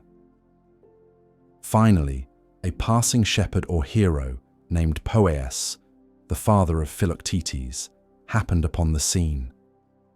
Moved by the hero's solemn request and seeing no other release for the suffering demigod, Poeas agreed to perform the final act. As a reward for this terrible necessary service, Hercules gifted Poeas his famous bow and his quivers filled with the hydra-poisoned arrows, the same weapons that had caused his destruction. This transfer of weapons ensured that Hercules' potent legacy of death would later pass to Poeas' son, Philoctetes, and play a major role in the Trojan War. Poeas lit the pyre. The flames rose high, consuming the wood. But as the fire began to burn away the mortal shell of Hercules, the flesh, the muscle, the remnants of the Nessus-poisoned humanity, a miraculous divine transformation took place. The fire purified the hero, the parts of him that were born of Alcmene, the parts corrupted by the miasma and the poisoned blood, were consumed by the flame. As the smoke ascended, a colossal crack of thunder broke through the mountain air. A bright, golden cloud descended from Olympus. Athena and Hermes arrived on the golden chariot of Zeus. They separated the suffering mortal essence from the divine, immortal spark of the hero. What rose from the pyre was not a decaying corpse, but a spirit of pure, immortal light, the son of Zeus, now ready to claim his rightful place. The mortal side of Hercules was gone, but the immortal Hercules had arrived on Olympus. The agonizing sacrifice had achieved the oracle's promise, true immortality. His suffering was over, and his divinity was confirmed. 8. Hercules in Olympus and the afterlife. The ascent of Hercules to Mount Olympus, following the agony of the pyre on Aita, was a moment of profound cosmic transformation. The roaring fire had served as a chrysalis, consuming the mortal impurities that bound him to the cycle of human suffering. What arrived on the divine peak was not the familiar wounded hero, but the embodiment of the most powerful and glorious aspects of his spirit. He had finally paid the ultimate price for his purification, and now, the promise of his father, Zeus, was fulfilled. As the golden chariot of Athena and Hermes delivered him into the immortal presence of the assembled gods, the scene was one of immense, profound stillness. The journey was over, the endless striving complete. He stood before the Olympians, no longer a supplicant or a tormented demigod, but a full-fledged deity. His physical form was changed. Gone was the massive, hairy, sometimes rough image of the suffering adventurer. He was now rendered as a youthfully powerful, impossibly beautiful god, restored to the peak of vigor, the very essence of victorious effort. He had transcended the very human limits he was born into. His immortal form was washed clean of the miasma of murder, the grime of the labors, and the corrosive venom of Nessus. This transition from mortal hero to god was crucial. It established a path for humanity, a profound statement that through supreme, unwavering dedication to service, through the overcoming of impossible suffering, even a man born under the cruelest of fates could achieve the ultimate prize of apotheosis or deification. Hercules became the eternal proof that mortality was not an absolute sentence. The reconciliation with Hera. The most politically and emotionally significant event of his arrival was his long-awaited meeting with Hera. For Hercules, the name of the goddess had been synonymous with agony, jealousy, and ceaseless persecution. She was the dark shadow that had orchestrated his madness, manipulated his tasks, and sought his death at every turn. Yet, when he arrived on Olympus, that hatred finally had to subside. The reconciliation was a moment of supreme mythological closure. Hera's initial fury, however immense, had been primarily aimed not at Hercules himself, but at Zeus and his breach of marital fidelity. Hercules had served his punishment perfectly. He had paid the cost for his parentage with 12 years of excruciating effort and a final, agonizing death. His endurance had satisfied the debt. The goddess of marriage and childbirth, recognizing that her perpetual persecution had inadvertently led to his ultimate, unshakable glory, finally put aside her wrath. The myth does not describe a joyous embrace, but rather a dignified, official cessation of hostilities. Hera received him as a newly ascended son of Zeus and as a fellow Olympian. She acknowledged the magnitude of his achievements and the fact that her own relentless opposition had been the necessary fire that purified his greatness. The hostility that had defined Hercules' entire life was dissolved, leaving behind a new, stable dynamic. The irony of his name, Heracles, glory of Hera, was finally fulfilled. He was indeed a glory achieved because of Hera's relentless, demanding pressure. The divine reward, marriage to Hebe. To symbolize this complete final peace and his acceptance into the divine family, Zeus bestowed upon his son the ultimate reward for his suffering. Marriage to Hebe, the radiant goddess of youth. Hebe was the eternal cupbearer to the gods, the one who served them the nectar and ambrosia that maintained their perpetual youth and immortality. Her very essence was freshness, renewal, and the vibrant prime of life. The union of Hercules and Hebe was rich in powerful symbolism, restoration. Hercules, whose life was marked by toil, premature aging from suffering, and a gruesome death, was united with eternal youth. Hebe served as the perfect divine counterpart to his past struggles, healing. The marriage confirmed that the wounds of his life, the loss of Megara, the accidental violence, and the physical agony were completely healed by the gods. He found the domestic bliss and peace on Olympus that had been denied to him on earth. Reconciliation. Hebe was Hera's own daughter by Zeus. By marrying Hebe, Hercules symbolically became Hera's son-in-law, cementing his place in the legitimate Olympian family and affirming the formal end of the goddess's deep-seated resentment. Their divine marriage resulted in the birth of 2 children, Alexiares and Anicetus, whose names mean warder off of war and unconquered, respectively. Fitting offspring for a hero who had finally found peace and whose legacy was defined by his invincible nature. Hercules had finally achieved the stable, loving family life that was impossible during his dangerous earthbound existence.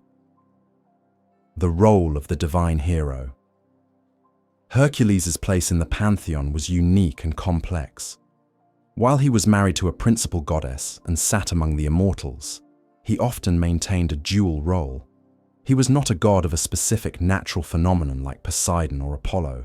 Rather, he was the divine hero, a benevolent patron who retained his connection to the mortal world he had struggled so long to serve. His functions became manifold. Patron of strength and effort, Arete. He became the ultimate symbol of Kalokagathia, the perfect blend of physical excellence and moral virtue. He represented the path of intense effort and persistence against impossible odds. Athletes, wrestlers, and soldiers often invoked him for strength and victory, recognizing him as the god who knew exactly what mortal toil felt like. Guardian of travel and passages. Having traveled to the furthest extremes of the earth and even the underworld, he was especially venerated by travelers, sailors, and merchants. Shrines dedicated to Hercules often marked critical junctures, crossroads, or harbors, ensuring safe passage for those embarking on long, dangerous journeys. Defender of Olympus.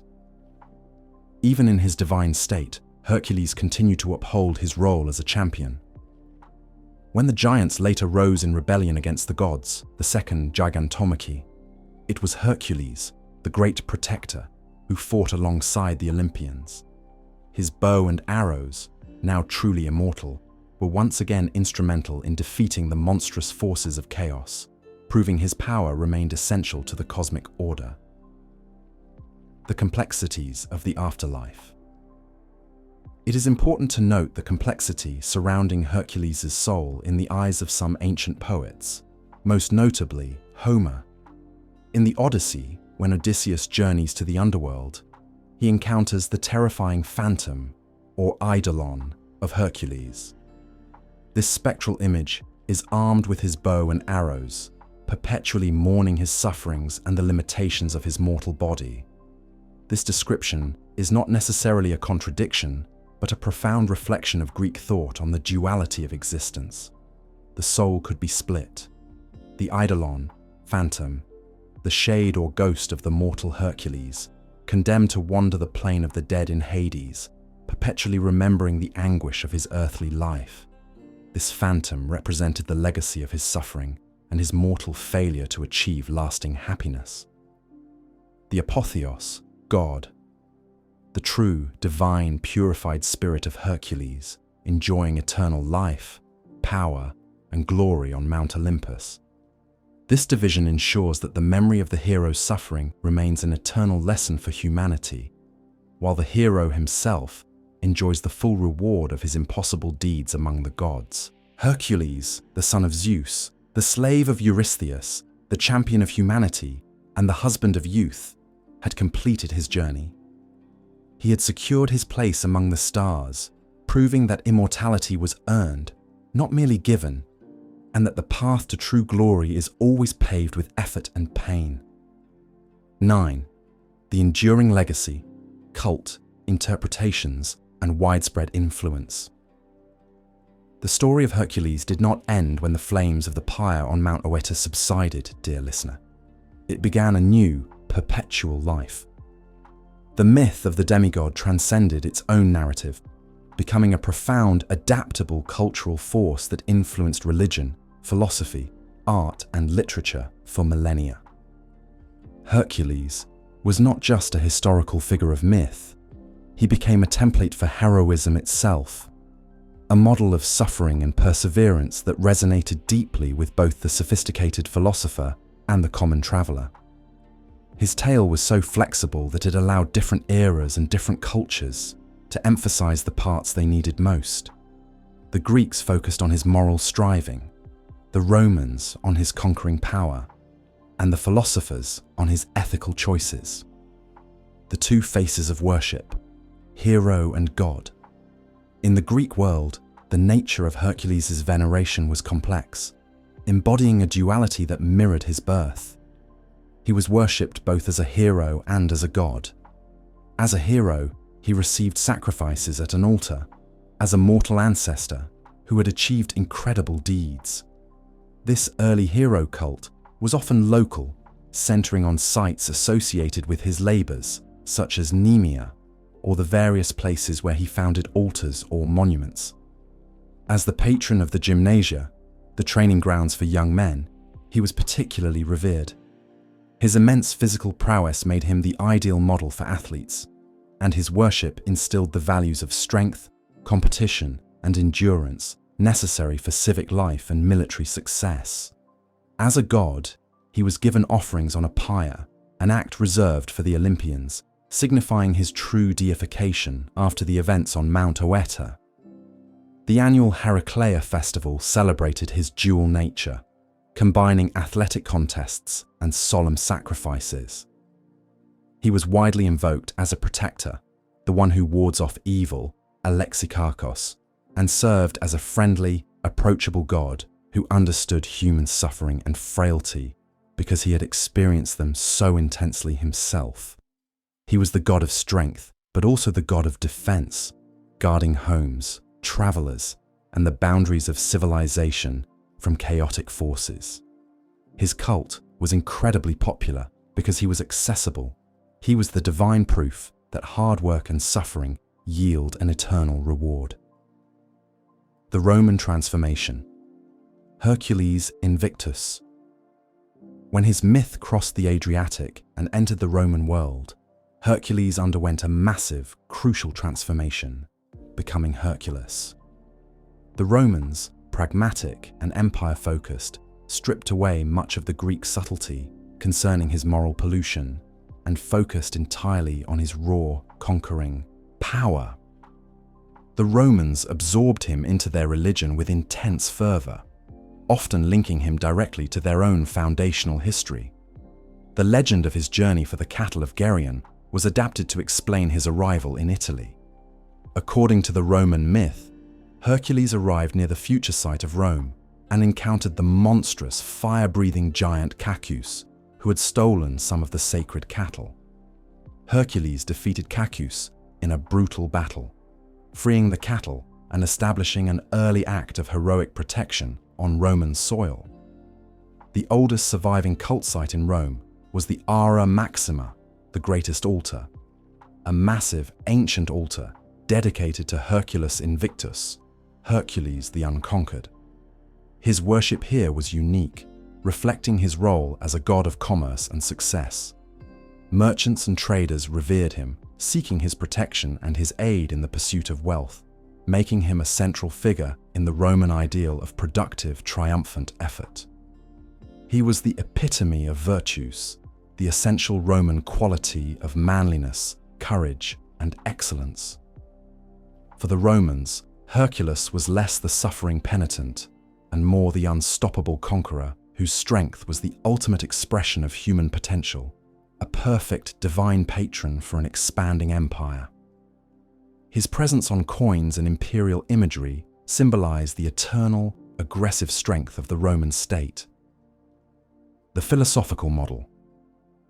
Virtue and choice. Beyond the altars and the armies, Hercules found his most intellectual and enduring life in the philosophical schools, particularly Stoicism. The Stoic philosophers, dedicated to the idea that virtue, arete or virtus, is the highest good and that happiness is found through self-control and acceptance of fate, saw Hercules not as a man of muscle, but as a living allegory for the perfect moral life. They focused intensely on the story of the choice of Hercules, as recounted in section 1, wherein he chose the difficult path of virtue, arete, over the easy path of pleasure, kakia. For Stoics like Seneca and Epictetus, Hercules was the supreme example of the wise man, sapiens, who willingly embraces labor, the toil and suffering of his life, as the necessary training for moral excellence. His suffering, rather than being a punishment, was recast as his purpose. He didn't suffer in spite of being Hercules. He suffered to become Hercules. His entire life was seen as a 12-part ethical exercise, proving that the true value of strength is not its capacity for destruction, but its capacity for enduring service to others. The Stoics used his image to teach that adversity is not bad fortune, but a challenge sent by destiny to test and harden the spirit. His story provided a powerful mythological justification for the Stoic principle that a man's character is forged in the fire of difficulty. Iconography and artistic eternity. Visually, Hercules remains one of the most identifiable figures from the ancient world, his image repeated countless times across statues, pottery, and mosaics. His defining attributes became powerful, immediate shorthand for his myth, the lion skin. Taken from the Nemean lion, this heavy, massive skin, often draped casually over his shoulder or worn as a hood, symbolized his triumph over nature and his invulnerability. It was the first trophy of his service and his eternal battle armor. The club. Usually a knotty, massive piece of rough olive wood. This was the weapon of the hero, primitive, simple, and requiring immense strength merely to wield. It symbolized his reliance on raw, earthborn power rather than the refined metal weaponry of kings. The bow and arrows, symbolic of his range and his use of cunning strategy, the arrows, poisoned by the Hydra, carried a connotation of inevitable, lethal justice. The vast majority of statues, like the famous Farnese Hercules, often showing him leaning weary but powerful on his club, with the apples of the Hesperides clutched in his hand, do not depict him in battle, but in a moment of contemplative rest after immense effort. This pose captured the philosophical essence of the myth, the exhaustion of the struggle and the quiet realization of the glory earned. From Sophocles' tragedies to Shakespeare's plays, and from Renaissance painters to modern film, the legend of Hercules has never left the human imagination. He is the perpetual figure of the burdened champion, the man too great for the mortal world, yet tethered to its suffering. His story is a universal language, forever reminding us that even the most difficult road is the only one that leads to true, lasting glory. 10. Conclusion and broader context. And so, dear listener, our long journey through the life of Hercules, the glory of Hera, reaches its inevitable transcendent end. We have traced the winding, blood-stained path of a being born of both divine deception and mortal love, a figure whose destiny was decided by a jealous goddess before he even drew his first breath. His story is not merely a collection of 12 extraordinary monster hunts. It is the definitive Greek narrative on the painful, necessary process of atonement and purification. The central paradox of Hercules defined his every action. He was the strongest being in the world, yet he was perpetually a slave. He was a champion of virtue, yet haunted by uncontrolled, lethal rage.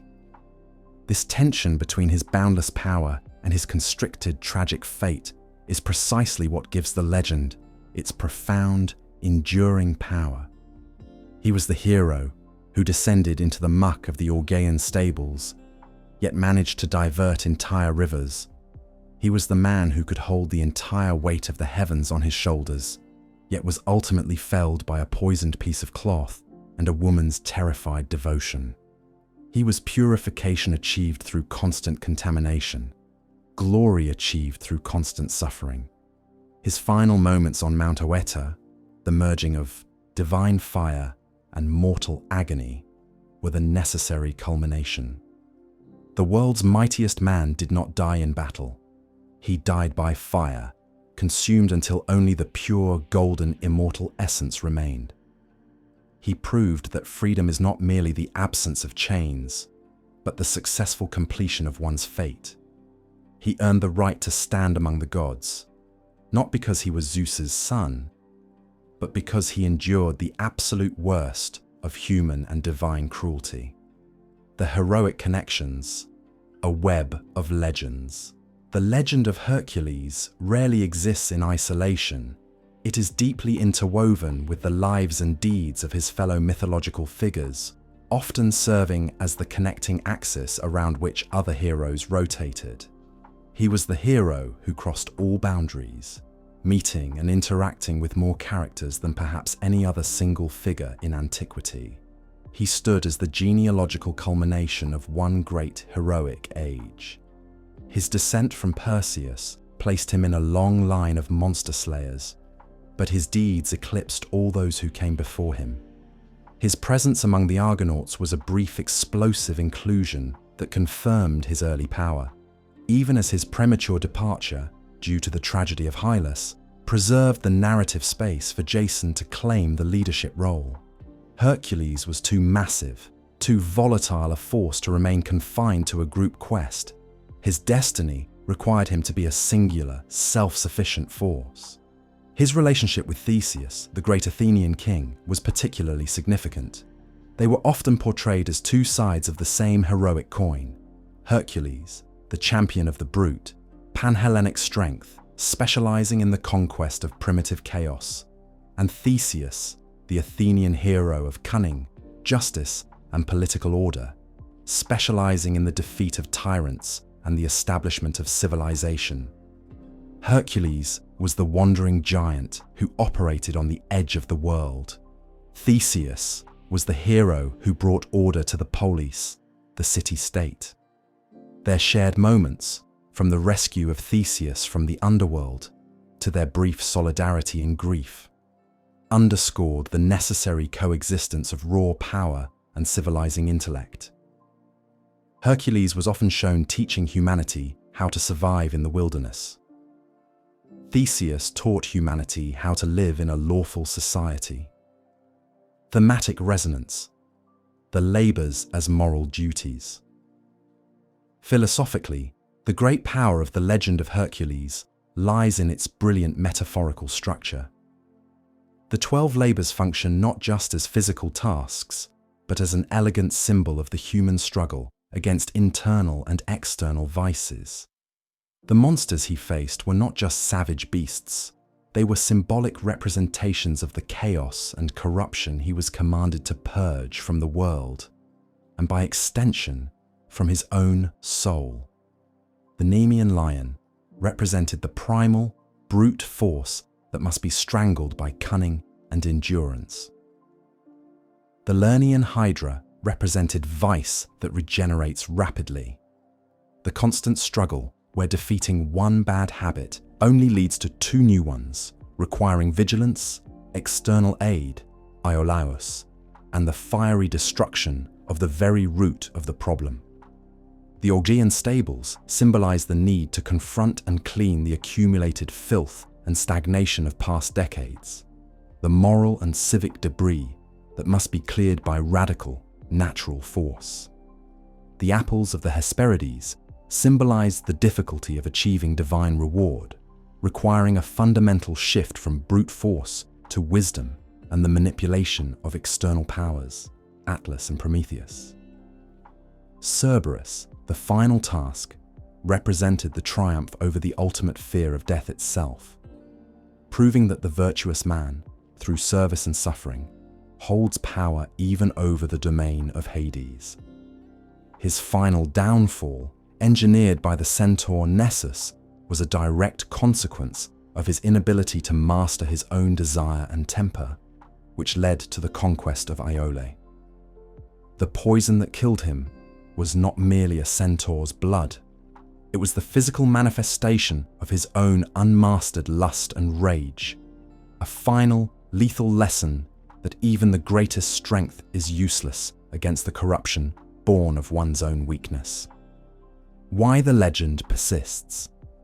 The legend of Hercules endures, shining bright across the long sweep of Western history, because it answers a fundamental, timeless human need: the hope for redemption through effort. In a world defined by hardship, suffering, and unjust fate, Hercules is the reassuring figure who proves that our struggles have purpose. He faced the most cruel adversity, divine persecution, madness, slavery, and agonizing death, and not only survived, but transcended it all. He taught the ancient world and continues to teach us that immense strength is only truly meaningful when deployed in the service of others, and that the greatest reward for virtue is the peace that comes after the ultimate sacrifice. He remains the immortal symbol of perseverance, Kalokagathia, the demigod who, through toil and endless effort, earned his crown of stars. So, as you rest tonight, picture the immense, weary figure of the hero, the lion skin resting on his shoulders, finally finding peace beside the goddess of eternal youth. The work is done. The glory is forever. Thank you for joining the Sleepy Storyteller for this deep dive into the magnificent, tragic world of Hercules. If this journey through myth and suffering helped soothe your mind and guide you toward rest, please consider supporting the channel. A simple like on this video goes a long way, and hitting that subscribe button ensures you won't miss our next deep dive into the legends of the ancient world. Sweet dreams, and may your own challenges lead you towards strength.